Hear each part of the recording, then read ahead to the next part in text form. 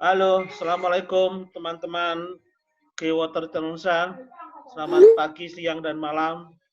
Hari ini saya terbang ke Thailand secara online. Kembali masih Water Indonesia dalam sebuah liputan khusus seputar COVID-19. Kalau tidak salah, adalah negara ke-9 atau ke-10 yang saya coba hunting. Alhamdulillah hari ini saya ketemu dengan sahabat saya yang baru kenal lah, lebih kira-kira gitu.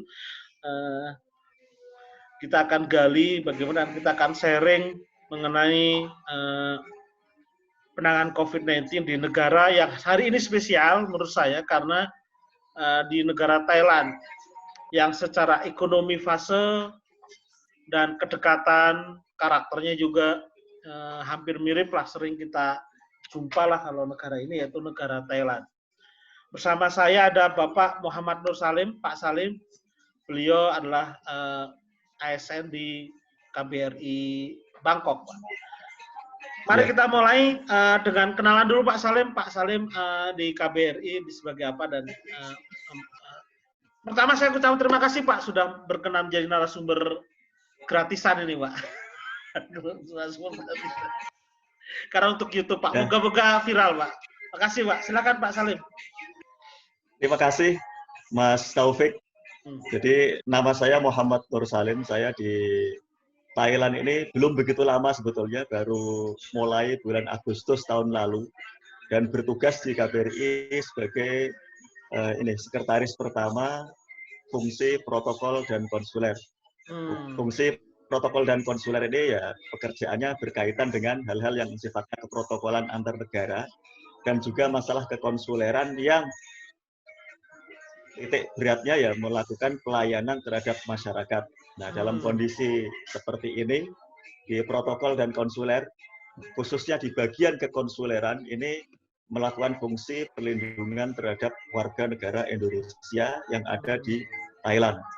Ada sekitar 3.000 ya warga negara Indonesia yang ada di Thailand. Jadi cukup banyak dan mayoritas warga negara Indonesia itu sekitar 1.500 orang ini tinggal di Bangkok dan yang selainnya itu ada yang di bagian selatan dari Thailand yang itu nanti menjadi wilayah akreditasinya Konsulat Republik Indonesia di Songkhla dan yang lainnya itu di bawah koordinasi dari Kedutaan Republik Indonesia di Bangkok. Jadi di Thailand itu ada 77 provinsi. Yang 14 itu menjadi wilayah kerja Konsulat RI yang bagian selatan, yang selainnya itu ada 63 itu wilayah kerja dari Kedutaan Besar Republik Indonesia di Bangkok. Baik. Kalau perkenalan seperti itu. Kalau tadi ada 3.000 WNI Pak ya di sana. Itu studennya berapa persen Pak? Kurang lebih. Secara pasti kita nggak tahu ya, tapi untuk jumlah mahasiswa ini diperkirakan ya antara 600 sekian gitu, 600-an atau berapa gitu. Tapi cukup banyak dan banyak dari mahasiswa ini yang masuk jenjangnya itu pasca sarjana. Jadi banyak yang S2, S3, jadi ya. Oke, baik. Terima kasih Pak Salim. Ini iPhone the right man gini, Pak Salim. Saya dulu tuh cita-cita saya itu salah satunya itu ingin jadi di Kementerian Luar Negeri, Pak. Karena bisa jalan-jalan ke luar negeri gratis gitu. Tapi cita-cita memang kadang-kadang nggak jalan. Tapi saya tetap bersyukur dengan apa yang saya sudah terima. Dengan peneliti juga sering ke luar negeri juga. Gitu, Pak. Baik Pak Salim, boleh ceritakan nggak Pak Salim, mohon maaf nih, policy government yang ada di Thailand kurang lebih seperti apa terhadap pandemi COVID-19 ini Pak? Secara umum aja mungkin Pak. Kalau kita melihat berita ya, dulu setelah Cina, negara pertama yang positif mengidap atau tertular COVID itu Thailand, yang paling banyak ya. Kalau di pemberitaan awal gitu. Jadi bulan Januari itu sudah kita temukan. Nah, hingga saat ini jumlah orang yang positif COVID di Thailand itu sudah 1978 itu data per tanggal 3 April kemarin ya. Hari ini Hampir saya belum akses lagi. Hampir sama seperti Indonesia sekarang juga 1.900. Indonesia sekarang melebihi Thailand. Ya, tapi kurang lebih sama kan? Tapi jumlah yang meninggal di Thailand ini lebih sedikit, hanya 19 orang. Sedangkan di Indonesia 181. Oke. Nah, kalau dilihat dari jumlah orang yang terpapar dan jumlah orang yang meninggal, kalau presentasinya sedikit, ini menunjukkan bahwa ada efektivitas dari satu policy atau pendekatan suatu negara terhadap kejadian atau kondisi penanganan COVID di sini. Nah, di sini kami melihat bahwa apa yang dilakukan oleh pemerintah itu berjalan dengan efektif. Nah, sejak mulai merebak dengan cukup besar ini dalam setiap hari bertambahnya lebih dari 100 orang, maka pemerintah Thailand sudah mulai memberlakukan apa yang disebut dengan darurat sipil. Oh, jadi sudah darurat sipil ya? Itu dimulai sejak tanggal 26 Maret 2020. Atau sekitar 1 bulan setelah kejadian positif pertama ya? 2 bulan? Kejadian positif pertama sebetulnya Januari, jadi 2 bulan setelahnya. Setelah mulai tingkat kenaikannya semakin banyak, maka dilakukan darurat sipil, yaitu terhitung mulai 26 Maret 2020. Nah, darurat sipil di sini itu dilakukan dengan cara menutup fasilitas-fasilitas publik yang non-esensial. Contohnya seperti mall, salon, tempat fitness, dan sebagainya yang dianggap sebagai tempat non-esensial dan tempat berkumpulnya orang, itu dibatasi, ditutup saat itu. Dan itu, tapi dengan penutupan itu ternyata masih belum begitu efektif, karena setiap hari masih bertambah sekitar 100 orang atau lebih jumlah positifnya. Sehingga mulai kemarin, tanggal 3 April 2020, ditingkatkan lagi, yaitu ada namanya curfew atau jam malam yang diberlakukan mulai jam 10 malam sampai jam 4 pagi. Jadi tadi malam itu sudah mulai diberlakukan curfew atau jam malam mulai jam 10 malam sampai jam 4 pagi. Nah, dengan apa ini, itu jam malam itu, Ustadz? Jam malam artinya orang-orang tidak boleh keluar di jam tersebut. Jadi orang-orang ini tidak boleh keluar di jam tersebut kecuali untuk tingkat kepentingan yang sangat mendesak. Misalnya orang yang memang dia security, misalnya tugasnya memang shift malam, atau orang mau ke rumah sakit, atau orang-orang yang mengantar jasa pengantar delivery yang mendesak gitu, itu masih boleh. Atau korps diplomatik, kalau orang KBRI pakai mobil diplomatik, itu masih boleh. Hal-hal yang mendesak itu boleh, tapi yang tidak mendesak maka dia kalau ketahuan maka bisa terkena denda itu 40.000 baht atau sekitar 20 juta. Kalau tidak bisa membayar ya dia bisa dikenakan hukuman kurungan selama 2 tahun. Jadi yang melanggar 20 juta rupiah itu kan ya lumayan shock terapi besar itu kalau di Indonesia. Kan kita musim lah Pak gitu ya. Luar biasa. Yeah. Nah, kalau dari sisi ini kan sudah masuk yang step yang cukup bisa dikatakan beberapa step di atas Indonesia, Pak. Jadi kalau di Indonesia sekarang masih bisa dikatakan social distancing, tapi sudah mulai masuk yang tahap kedua tadi, Pak. Yang mungkin kalau di sana darurat sipil, itu mal-mal udah mulai tutup, kemudian masuk ke kota juga sudah mulai di border gitu, di kota-kota besar gitu. Nah, kalau dari sisi sekolah gimana? Sekolah atau university yang Pak Salim kena atau paham gimana Pak? Polisi tentang di sana. Untuk sekolah-sekolah dari mulai universitas terus tingkat yang di bawahnya juga sebetulnya sudah mulai sekolah dari rumah atau melalui video conference itu sudah sejak 12 Maret kalau nggak salah, sudah cukup lama.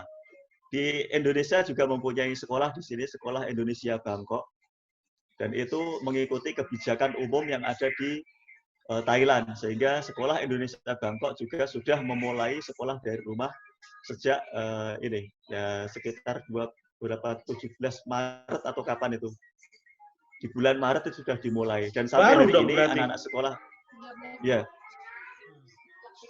13 Maret itu sudah dimulai sekolah dari rumah. Hampir sama lah ya, hampir sama kalau nggak salah 13 Maret, hampir sama itu. Jadi kita intinya kita di sini mengikuti kebijakan dari pemerintah, dan juga untuk umat Muslim di sini juga mengikuti kebijakan dari Syekhul Islam, atau kalau di Indonesia MUI lah gitu. Jadi sudah tidak ada Jumatan. Ini kemarin sudah Jumatan yang ketiga kami tidak melakukan Jumatan. Kalau sama sih Pak, di sini udah 3 kali Jumatan, nggak Jumatan juga ini. Ya. Sekolah juga sudah mulai libur.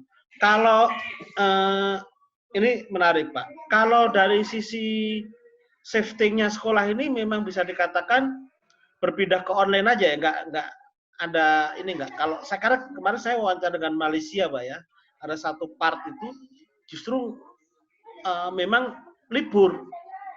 Nanti yang bulan Juni, Juli, Agustus waktu libur itu kalian nggak libur gitu. Itu Malaysia Pak. Kalau di sana gimana Pak? Kalau periodenya sama nggak ini? Akademik kalendernya dengan Indonesia kurang lebihnya? Oh, di sini secara umum yang saya tahu sekolah dari rumah atau home schooling. Jadi gurunya memberikan tugas kepada murid-muridnya. Begitu juga saya lihat dari teman-teman yang di universitas juga melakukan kuliah jarak jauh seperti ya kayak pakai Zoom atau pakai Skype gitu. Tapi masih tetap berjalan. Dan saya juga mendapat informasi dari salah satu dosen yang ada di sini, dia melakukan pengajaran terhadap mahasiswanya secara jarak jauh. Oke. Ada orang Indonesia jadi dosen Pak ya di sana ya? Banyak sekali. Banyak sekali ya, luar biasa ya. Oke Pak, kami mau move ke public facility Pak, terutama transportasi, kemudian pelabuhan atau itu pergerakan movementnya itu kira-kira gimana? Pekerjaan apakah satu wilayah ada nggak boleh masuk atau seperti apa di sana Pak? Terutama dengan public movement lah gitu. Ya, untuk ini fasilitas transportasi publik ini memang dilakukan pembatasan. Pembatasan itu dilakukan dengan misalnya dalam satu bis yang biasanya tempat duduknya itu berdempetan, itu diatur supaya renggang karena untuk physical distancing. Begitu juga di setiap perbatasan itu dilakukan pemeriksaan dengan ketat, sehingga orang-orang yang punya indikasi penularan COVID ini juga mendapatkan penanganan khusus. Dan ada juga provinsi yang benar-benar melakukan lockdown. Dia tidak menerima orang masuk ke dalam wilayahnya. Tapi ini hanya sedikit yang melakukan ada daerah yang memang benar-benar soliter gitu ya, atau karantina wilayah gitu ada ya Pak ya? Ada 1-2, tidak banyak. Tapi yang secara umum mengikuti kebijakan umum ini ya melakukan pembatasan saja. Ini menarik Pak. Juga menariknya yang ditutup itu malah bukan di daerah ibu kota negara ya, atau daerah mana itu Pak? Karena kalau di Indonesia nih yang paling baik ya Jakarta, bisa 50% kejadian itu di Jakarta gitu sebagai as capital city. Kalau di sana di mana itu Pak? Ada daerah non capital city nggak yang ramai gitu? Yang di sini di Thailand ini sebetulnya kan negara yang banyak sekali mendapat kunjungan dari turis. Dari dalam 1 tahun itu jumlah turis ke Thailand itu bisa mencapai 39 sampai 40 juta orang. Inilah mengapa termasuk yang pertama kali kena ya Pak ya? Ya, dan dengan kedatangan turis itu, jadi ya memang yang paling banyak terdampak itu Bangkok. Yang paling banyak dari 1.900 orang tadi itu, yang paling banyak itu adalah Bangkok. Di tempat-tempat lain ada, tapi tersebar ke sekitar 59 yang lainnya. Nah, yang melakukan lockdown itu justru bukan Bangkok, tapi ada yang provinsi lain 1 atau 2 itu yang saya tahu ada 2 kalau nggak salah. Tapi bukan Bangkok, dan Bangkok ini melakukan pembatasan saja secara rasional dan mengendalikan bagaimana supaya penyebaran ini tidak terlalu masif. Gitu. Dan kalau kita lihat memang penambahannya ya masih terkendali lah sebetulnya ya, karena dalam sehari itu sekitar 100 orang. Hari ini kalau di Indonesia lebih sedikit itu. Dalam hari ini di Indonesia 200, Pak. Itu termasuk kalau nggak salah saya baca itu hari ini 196 dan itu merupakan periode terbesar untuk harian. Baik, kita ke masalah makanan, Pak. Kalau kampus online ya. Kalau ke makanan, food demand, food supply, kemudian harga-harga gimana Pak di sana, Pak? Kurang lebih lah di sini ini. Ya, ketika pemerintah memberlakukan darurat sipil, itu kan menutup fasilitas-fasilitas yang non esensial. Nah, tapi fasilitas-fasilitas yang esensial ini benar-benar masih terbuka. Pasar, 7-Eleven atau market-market yang besar itu masih tetap buka, dan pelayanan delivery juga tetap buka. Yang restoran-restoran yang menyediakan makanan secara delivery itu juga masih tetap buka. Jadi untuk akses terhadap kebutuhan pokok itu tidak mengalami kesulitan. Kita hanya agak reluctant karena harus bertemu dengan banyak orang kalau kita datang langsung ke market atau pasar gitu. Tapi kalau untuk delivery tidak ada masalah. Harga Pak, harga? Harga seperti biasa, tidak ada perbedaan yang signifikan. Kalau cashless karena memang karena sudah otomatis banyak yang delivery berarti cashless lah semuanya Pak ya. Cashless ya, tapi bisa juga misalnya kita kalau yang delivery itu kita cash on delivery gitu biasa. Tetap ada ya Gus. Jadi kalau di negara Eropa itu hampir semuanya cashless tuh Pak, terutama Swiss. Jadi ya, di sini masih biasa saja. Masih mirip-mirip kita lah ya, dianjurkan cashless lah gitu ya. Terus kalau secara ini terakhir nih Pak, masalah mencekam atau semacam masuk ke wilayah kriminal itu ada nggak Pak di sana? Sampai terjadi perebutan atau chaos sedikit gitu, walaupun nggak banyak-banyak. Terjadi nggak Pak di sana Pak? Di sini saya tidak melihat pemberitaan semacam itu ya. Jadi orang-orang itu, ini kan negara kerajaan, jadi kalau ada perintah dari pusat, itu relatif penerimaannya oleh rakyat itu ya diterima dengan baik, meskipun mungkin ada yang tidak bisa menerima, tapi itu tidak menjadi hal yang diberitakan besar. Jadi secara umum orang-orang itu nggak berisik kooperatif. Ya, medsosnya nggak berisik itu lah, bedanya. Karena kerajaan kan mau berisik nggak, karena sudah biasa culture-nya dengan kerajaan jadi nggak berisik ya. Oke, menarik juga ini ternyata.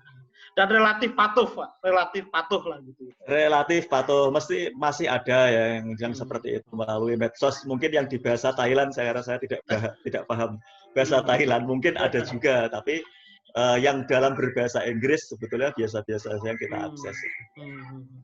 Tidak ada yang sifatnya keributan. Oke, Pak Salim, ada lagi Pak Salim yang mau disampaikan yang mungkin bisa jadi pelajaran buat kami gitu di Indonesia nih? Sebetulnya yang paling penting adalah ini, kita itu kalau sudah ada yang membuat peraturan dan peraturan itu sudah disepakati oleh orang-orang yang mempunyai kompetensi di dalamnya, kalau seandainya ada tingkat kooperatif yang tinggi dari semua rakyat, saya kira itu menjadi jalan yang terbaik. Ini mungkin salah satu kunci di sana Pak ya, salah satu keberhasilan menekan death rate itu kan juga di sana mungkin itu ya. Jadi kepatuhan itu value-nya tinggi lah gitu. Dampaknya besar gitu. Ya, kalau saya lihat memang jumlah ignorance antara di Thailand dengan di Indonesia, mungkin di Indonesia lebih tinggi ya. Tidak mengindahkan situasi. Tinggi banget Pak kalau itu. Kalau di ya, nah itulah yang nanti akan menjadi sekarang ini kan Indonesia sudah menyalip angkanya dari Thailand, padahal Thailand itu adalah negara kedua setelah Cina yang positif. Tapi angkanya sekarang sudah kalah sama Indonesia gitu. Ini Artinya akan saya sini, note besar ini, akan note besar nanti di narasi bahwa Thailand ini dulunya nomor 2, sekarang udah nggak nomor 2 lagi lah gitu istilahnya, keselip sama yang lain-lain gitu karena menarik sekali. Ini salah satu konklusi besar Pak menurut saya akan saya sharingkan gitu. Jadi ignorance ini seperti ini kalau saya Italia juga kan gitu juga tuh, faktor ignorance ini luar biasa impact-nya gitu. Nah, dan ini keberhasilan di Thailand ini bisa jadi pelajaran besar gitu. Oke Pak, menarik. Ada lagi mungkin Pak Salim? Saya juga bisa sampaikan juga sebelum COVID ini merebak secara banyak, pencegahan di Thailand itu sudah dilakukan ya. Misalnya dulu saja masih bulan Februari gitu, di mal-mal itu sudah diberlakukan thermal scan di airport dan sebagainya. Jadi pencegahannya sudah lama. Jadi kalau seandainya sekarang ini merebak itu karena ada pertama local transmission di satu tempat tinju di sini, Thai boxing. Itu ada satu orang yang kena, terus di situ ada sekitar 500 penonton. Nah, merebaknya itu awalnya dari situ. Oh, gara-gara ada perkumpulan besar. Nah, satu, terus kedua dari klub malam juga ada dari klaster itu, dan yang ketiga dari klaster yang ikut jamaah tabligh di Malaysia. Itu 3 klaster besar yang awalnya membuat ini situasi di Thailand ini merebak menjadi seperti sekarang itu. Dan tapi intinya gitu. Klasternya udah mulai ketahuan Pak ya. Klasternya tuh definitif lah gitu. Ya, tapi setelah itu kan setelah merebak ini menjadi lebih susah untuk diklasterkan lagi karena semakin menyebar. Makin liar gitu. Ya, saya melihat Pak ya. Mau sharing sedikit Pak, kalau di Indonesia yang relatif definitif klasternya itu salah satunya Bandung Pak. Bandung itu klasternya sudah mulai definitif gitu. Jumlahnya juga jadi berantakan sih Pak jumlahnya. Moga-moga rapid testnya cepat gitu sehingga bisa nggak menyebar gitu isolasi. Oke Pak Salim, terima kasih Pak Salim atas diskusinya, sangat penting sekali buat saya pribadi. Dan nanti mohon izin Pak, saya sharekan di YouTube saya mungkin dalam waktu seminggu ke depan mungkin, karena alhamdulillah Pak saya dapat banyak materi dari berbagai negara, nanti saya bikin narasi lah. Makasih Pak Salim, terima kasih, salam buat keluarga. Terima kasih. Sukses di sana Pak ya. Assalamualaikum.